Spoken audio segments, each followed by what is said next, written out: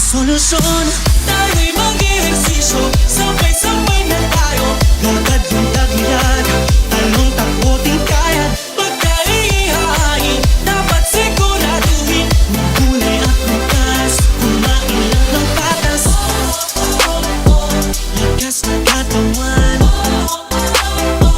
madalas ng isipan. Lakas na katawan, madalas ng isipan.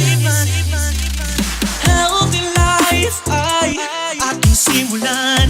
Maging malakas, maging malusog, puso at isipan. Mahusay na guro, yung inyong pamantasan. Hindi magpapatalo dahil laging healthy yan.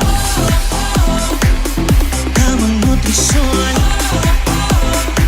tiyak na solusyon.